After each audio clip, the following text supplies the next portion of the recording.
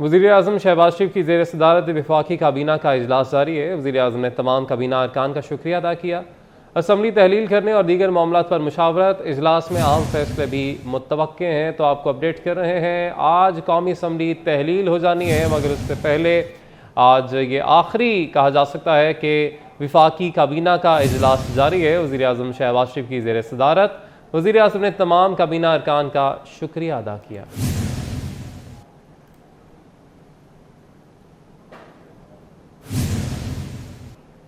15वीं कौमी असम्बली का आज आखिरी इजलास। वज़ीर-ए-आज़म अलविदाई खिताब करेंगे। इजलास का एजेंडा जारी कर दिया गया है। हुकूमत की जानिब से ताहाल निगरान वज़ीर-ए-आज़म के नाम का ऐलान नहीं किया गया। निगरान वज़ीर-ए-आज़म के लिए डॉक्टर हफीज़ शेख और शाहिद खाकान अब्बासी के नाम की बाज़गश्त है। MQM की जानिब से कामरान टिसोरी का नाम निगरान वज़ीर-ए-आज़म के लिए दिया गया है। इसी पर बात करेंगे, हमारे नुमाइंदे मोहसिनुल मुल्क हमारे साथ मौजूद हैं। जी मोहसिनुल मुल्क, बताएगा। जी अली, इसमें एक और नाम भी शामिल कर लें जो कि अभी अभी हमें यहाँ से बातगश्त सुनते हुए सुनाई दी है अवान के अंदर, और वो है डॉक्टर इशरत अल-अब्बाद जो कि साबिक गवर्नर जो स्टेट बैंक भी रहे हैं। तो ये वो नाम है जो कि इस वक्त अवानों के अंदर जो है वो सुनाई दे रहे हैं। और इसके अलावा अगर देखा जाए तो ये असम्बली आज तहलील होगी अली, लेकिन उसके साथ साथ ये भी कहा जा रहा है कि जो निगरान सेटअप है वो 3 महीने के लिए नहीं, ज़्यादा महीनों के लिए आएगा, जिसके लिए हर शख्स इस वक्त अपनी लॉबिंग करते हमें अवानों के अंदर दिखाई दे रहा है। हर किसी की अब ख्वाहिश है कि उनका नामज़द, उनका फेवरेट जो है वो निगरान वज़ीर-ए-आज़म यहाँ पर आए। तो थोड़ा सा असम्बली की आपको अहवाल बता दें कि अभी कुछ देर बाद जो है 2 बजे असम्बली का आज 15वां कौमी असम्बली का जो इजलास है वो 15वीं कौमी असम्बली का इजलास आखिरी आज होने जा रहा है, और जिसमें तमाम अरकान जो है असम्बली वो थोड़े थोड़े वक्फे के बाद जो हैं वो अंदर आ रहे हैं अवान के अंदर। और इसके साथ साथ अहम चीज़ ये है कि आज ना सिर्फ ये इजलास होगा, शहबाज शरीफ अलविदाई जो कि वज़ीर-ए-आज़म पाकिस्तान है अलविदाई ख़िताब करेंगे, और इसके साथ साथ यहाँ पर जो अरकान असम्बली हैं उनके लिए शाइया भी दिया जाएगा। फ़ोटो सेशन भी होगा। आज आखिरी इजलास है 15वीं असम्बली का, और उसके साथ साथ मुमकिना तौर पर आज जो है जो नाम होगा फ़ाइनली तौर पर निगरान वज़ीर-ए-आज़म का वो भी दिया जा सकता है। इसके अलावा आज वज़ीर-ए-आज़म पाकिस्तान असम्बली की तहलील के हवाले से सदर पाकिस्तान को एक ख़त भी लिखेंगे, जिसके बाद बाकायदा तौर पर कानूनी तरीके से ये असम्बली जो है वो डिज़ोल्व की जाएगी। इस वक्त भी काफ़ी तादाद में गुज़श्ता रोज़ भी हमने देखा असम्बली का इजलास जारी था, जहाँ पर एक बड़ी तादाद में जो अरकान असम्बली हैं वो आए हुए थे, और आज भी भरपूर शिरकत दिखाई दे रही है। अभी से 2 बजे ये इजलास शुरू होगा, लेकिन अभी से जो है रौनकें अंदर जो है हाल के अंदर काफ़ी ज़्यादा दिखाई दे रही हैं। इसके अलावा जो ज़्यादातर इम्कान है कि राजा रियाज साहब ने भी 3 नामों का कहा था, नाम हालांकि उन्होंने नहीं दिए क्योंकि अपोजिशन लीडर की तरफ से ये बयान आने के बाद काफ़ी ज़्यादा मामला गर्म हो गया कि उनकी तरफ से भी 3 नाम आ रहे हैं। दूसरी जानिब डॉक्टर हफीज़ शेख, शाहिद खाकान अब्बासी, उनके नाम भी हैं। तो मुमकिना तौर पर ये मामला अभी सॉर्ट आउट होते हुए दिखाई नहीं दे रहा। अगर असम्बली तहलील हो जाती है अली तो आगे कंटिन्यू मौजूदा वज़ीर-ए-आज़म ही कुछ दिन करेंगे, और जो नाम है फाइनली वो इलेक्शन कमीशन करेंगे। लेकिन ये अभी बात की बातें हैं। तफसीलन आप अपडेट कर रहे थे, बहुत शुक्रिया आपका। निगरान वज़ीर-ए-आला सिंध का इंतखाब, MQM का JUI को भी एतमाद में लेने का फैसला। MQM का वफ्द आज JUI के जनरल सेक्रेटरी अल्लामा राशिद महमूद सोमरू से मुलाकात करेगा। इसी पर बात करेंगे हमारे नुमाइंदे शुएब मुख्तार से। जी शुएब, बताएगा। जी बिल्कुल, निगरान हुकूमत के क़याम से मुतालिक मुशावरत के लिए MQM ने JUI से भी राब्ते का फैसला कर लिया है। MQM का वक्त आज JUI के जनरल सेक्रेटरी अल्लामा राशिद महमूद सोमरू से मुलाकात करेगा। रात 8 बजे जो है MQM वफ्ती अल्लामा राशिद महमूद सोमरू से उनकी रिहाइशगाह पर जो है मुलाकात होगी। इस मुलाकात में जो है निगरान वज़ीर आला के इंतखाब से मुतालिक भी मुख्तलिफ उमूर जो है वो ज़ेर बहस आएंगे। MQM की जानिब से DDA और MQM के निगरान वज़ीर आला सिंध के उम्मीदवार के नामों से मुतालिक भी JUI रहनुमाओं को आगाह किया जाएगा। इस अहम तरीन मुलाकात में आम इंतखाबात में सियासी अलायंस बनाने से मुतालिक भी मुख्तलिफ उमूर पर मुशावरत की जाएगी। दोनों जमातों के रहनुमा मुलाकात के बाद जो है आइंदा के लाइहा अमल से मुतालिक अहम ऐलानात करेंगे। जी बहुत शुक्रिया शोएब अपडेट करने के लिए। आगे बढ़ेंगे और आपको बताएं कि थाना सिटी अटक में बानी पीटीआई के वकला के खिलाफ मुकदमा दर्ज कर लिया गया है। मुकदमा jail deputy superintendent Afzal Ahmad Waraich की मदय्यत में दर्ज किया गया। शेर अफजल मरवत एडवोकेट और उमैर अहमद न्याजी मुलजिम नामजद कर दिए गए हैं। मुकदमे में धमकियां देने संगीन दफात शामिल की गई हैं। इसी पर बात करेंगे, हमारी नुमाइंदा फरजाना सिद्दीक हमारे साथ मौजूद हैं।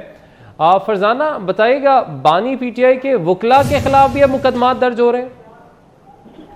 जी बिल्कुल, चेयरमैन पीटीआई के वकला के खिलाफ भी सिटी अटक में मुकदमा दर्ज कर लिया गया है। मुकदमा jail deputy superintendent Ashfaq Ahmad Waraich की मुद्दईयत में थाना सिटी अटक में दर्ज किया गया है, जिसमें ये कहा कि शेर अफजल मुरवत एडवोकेट और उमैर अहमद न्याजी रात के 8:30 बजे अटक जेल में आए और उन्होंने कहा कि इस्लामाबाद हाई कोर्ट का ऑर्डर वसूल करवाने आए हैं। इस दौरान शेर अफजल मुरवत भी पुलिस टिकट पर पहुंच गया। दोनों को मुलाकात खत्म होने का बताया तो वो डिप्टी सुपरिटेंडेंट पर हमला आवर हो गए। वारंट मुंशी अब्रार खान पर भी हमला किया गया और दोनों वकला चेयरमैन पीटीआई से मुलाकात करना चाहते थे। मजीद मुकदमे में यह भी लिखा गया कि वकालतनामों पर दस्तखत भी करना चाहते थे। वकला को बताया भी गया कि अब जेल लॉकअप हो चुकी है, अब किसी असीर से मुलाकात नहीं कराई जा सकती, जिस पर उन्होंने मुश्किल होकर मुंशी की सरकारी यूनिफॉर्म फाड़ दी और संगीन नताज की धमकियां दी। तमाम थाना सिटी अटक में इनके खिलाफ संगीन दफात के तहत मुकदमा दर्ज कर लिया गया है। ठीक है, चेयरमैन पीटीआई के वकला पर भी अब मुकदमा दर्ज कर लिया गया है। आपने अपडेट किया, बहुत शुक्रिया आपका।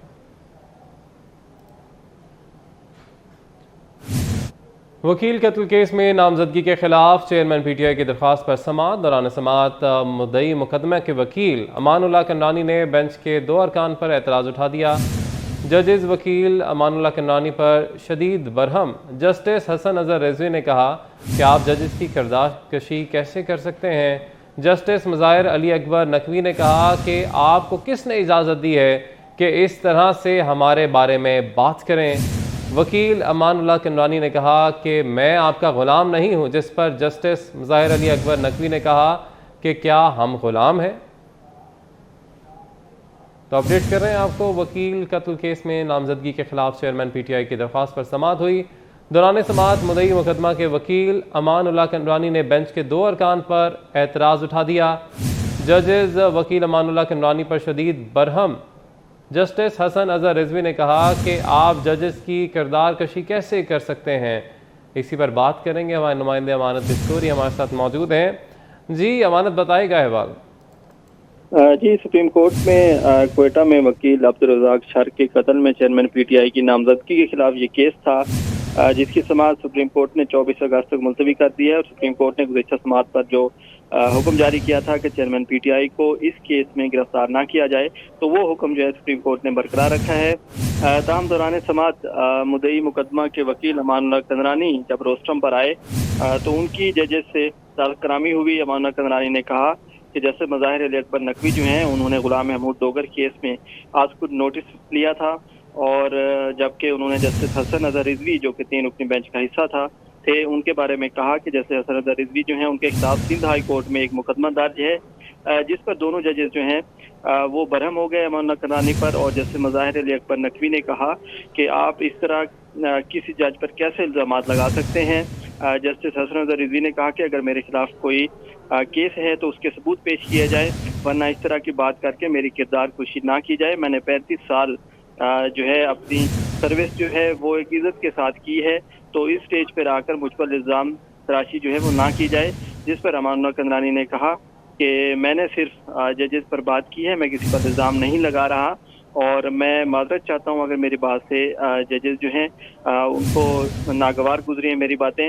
जिस पर जैसे मुज़ाहिर अली अकबर नकवी ने कहा कि हम आपकी माफ़ी कबूल नहीं करते। ठीक है, कहा गया है कि आपकी माफ़ी हम कबूल नहीं करते। बहुत शुक्रिया अमानत अपडेट करने के लिए। लाहौर हाईकोर्ट में तोशाखाना तहफ़ ज़ाहिर ना करने वाली शख्सियात के खिलाफ कार्रवाई के लिए दरख्वास्त। अटॉर्नी जनरल को नोटिस जारी, आइंदा समाअत पर मुआवनत के लिए तलब। हाईकोर्ट ने सदर सुप्रीम कोर्ट बार को भी मुआवनत के लिए तलब कर लिया है। बात करेंगे हमारे नुमाइंदे मलिक अशरफ से। मलिक अशरफ, बताइएगा, पहले भी मामला एक ज़ेर बहस था और तफसीलात मुकम्मल फ्राहम नहीं की गई थी और अब एक और जो है दरख्वास्त दायर कर दी गई है। जी बिल्कुल, ये अपनी नीयत की एक अलहदा दरख्वास्त है और पहले जो दरख्वास्त थी वो जस्टिस आसिम हफीज उसकी समाअत कर रहे थे तो शखानम के तहफ़ के जो हैं उस हवाले से, और अब ये दरख्वास्त दायर हुई है। इसकी आज जस्टिस रहील कामरान शेख ने अर्जेंट केस की सीएस से समाअत की है। एक तो अदालत ने अटॉर्नी जनरल ऑफ पाकिस्तान को 27A का नोटिस जारी करते हुए मामलत के लिए तलब किया है। इलेक्शन कमीशन को भी नोटिस जारी किए गए हैं और अदालत ने इसमें सदर सुप्रीम कोर्ट बार को भी मामलत के लिए तलब किया है। अदालत ने vice chairman Pakistan bar council और एडवोकेट एहसन सदीक को अदालती मामलत मुकर्रर किया है और अदालत ने वफाकी हुकूमत, वजारत कानून और इंसाफ और इलेक्शन कमीशन को नोटिस जारी करते हुए जवाब तलब किया है। और अदालत ने यह भी कहा है कि आइंदा समाअत पे दरख्वास्त गुजार इस दरख्वास्त के काबिल समाअत होने के हवाले से दलाइल दे कि ये दरख्वास्त जो है लाहौर हाई कोर्ट में कैसे काबिल समाअत है। ये तो डोमेन जो है वो इस्लामाबाद हाई कोर्ट की बनती है, तो आइंदा समाअत पे इस पे अदालत ने इसके काबिल समाअत होने के हवाले से दलाइल भी तलब की है। जस्टिस रहील कामरान शेख ने दरख्वास्त पर अर्जेंट केस की सीएस से समाअत की तो मंसूर अली सियाल वफाकी हुकूमत की जानिब से पेश हुए। दरख्वास्त गुजार वकील का ये कहना था कि ये अरकान असम्बली गलत डिक्लेरेशन देकर फौजदारी जुर्म के मुर्तकब हुए हैं और मजीद उनका ये भी कहना था कि अदालत इन तमाम अरकान असम्बली का रिकॉर्ड तलब करे, जिस पर जस्टिस रहील कामरान शेख ने रिबास देते हुए कहा कि दरख्वास्त गुजार के वकील ये साबित करें कि ये अरकान असम्बली किस तरह फौजदारी जुर्म के मुर्तकब हुए। ठीक है, किस किसने घड़ियां ली, किस किसने गाड़ियां ली और डिक्लेरेशन में क्या क्या बताया और क्या क्या छुपाया, इस हवाले से दरख्वास्त सामने आई है। लाहौर हाई कोर्ट में अपडेट कर रहे थे आप, बहुत शुक्रिया आपका। के इलेक्ट्रिक के लिए भी बिजली ₹2.31 महंगी करने की मंजूरी दे दी गई है। नेपरा ने नोटिफिकेशन जारी कर दिया है। बात करेंगे हमारे नुमाइंदे अवैस कियानी से। जी अवैस, बताइएगा। जी बिल्कुल, के इलेक्ट्रिक के लिए बिजली ₹2.31 यूनिट जो है वो महंगी कर दी गई है। 28 अरब का जो बेसिकली इम्पैक्ट आ रहा है जो कि ₹1.81 और ₹2.31 वाला जो चल रहा है, क्योंकि दो अलग अलग फैसले आए हैं और अगस्त के बिलों में ही ये इजाफी वसूलियाँ जो हैं वो सार्फिन से की जाएंगी। जून की जो अपना जो फ्यूल प्राइस एडजस्टमेंट की जो दरख्वास्त आई थी ₹2.34 की दरख्वास्त आई थी। अथॉरिटी ने 26 जुलाई पे जो है इसका हियरिंग की थी और उसके बाद ये फैसला रिजर्व किया था और बाकायदा तौर पर जो है वो नोटिफिकेशन आज जारी कर दिया है। ₹2.31 यूनिट जो है इजाफी बिल जो है इस माह कराची के सार्फिन को अदा करने। बहुत शुक्रिया अपडेट करने के लिए अवैस। सरहारी पर ट्रेन हादसे के बाद भी रेलवे को होश ना आया। हैदराबाद में सैरिश नगर के मकाम पर मुख्तलिफ जगहों से ट्रैक की हालत अबतर है, जबकि मुख्तलिफ जगहों पर ट्रैक के नट और बोल्ट गायब हैं, जो दोबारा किसी बड़े हादसे का बाइस बन सकते हैं। इसी वाले से मजीद जानेंगे हमारे नुमाइंदे अली हमजा से। अली, बताएगा। कई हादसा हो गए लेकिन उसके बाद भी जो रेलवे इंतजामिया है, रेलवे हुक्काम है, वो नहीं जागे हैं और अब भी बहुत सारी जगहें ऐसी हैं जहाँ पर रेलवे ट्रैक खस्ता हाल हैं और तबाही के दहाने पर पहुंच गए हैं। मुख्तलिफ हिस्से जो हैं वो टूट फूट का भी शिकार हैं। इस वक्त मैं मौजूद हूँ हैदराबाद में सैरिश नगर के फाटक के मकाम पर, जहाँ पे आप देख सकते हैं कि जो रेलवे का ट्रैक है वो बहुत ज़्यादा खस्ता हाल नज़र आ रहा है। जो नट यहाँ पर लगे गए हैं, देख सकते हैं आपके नट जो है वो निकले हुए हैं और काफ़ी नट जो है वो ढीले हो चुके हैं। साथ ही साथ अगर दूसरी जगह देखी जाए तो दूसरी तरफ के नट भी जो है वो निकले हुए हैं, जबकि जो लकड़ी लगाई गई है इसमें वो भी काफ़ी खस्ता हाल और पुरानी हो चुकी है।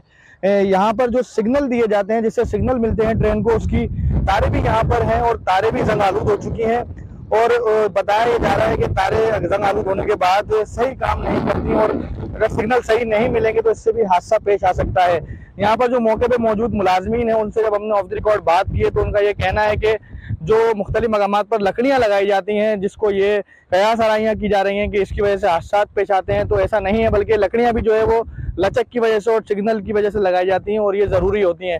लेकिन जो नट निकले हुए हैं और जो खस्ताहाल ट्रैक्स हैं वो हादसे का सबब बनते हैं, तो फौरी तौर पर रेलवे इंतजामिया, रेलवे हुक्काम इसका नोटिस लें और जहाँ जहाँ से ट्रैक खराब हाल है उनकी मरम्मत की जाए। जी ठीक है अली, आप अपडेट कर रहे थे, बहुत शुक्रिया आपका। न्यूज़ स्टूडियो से फिल वक्त इतना है।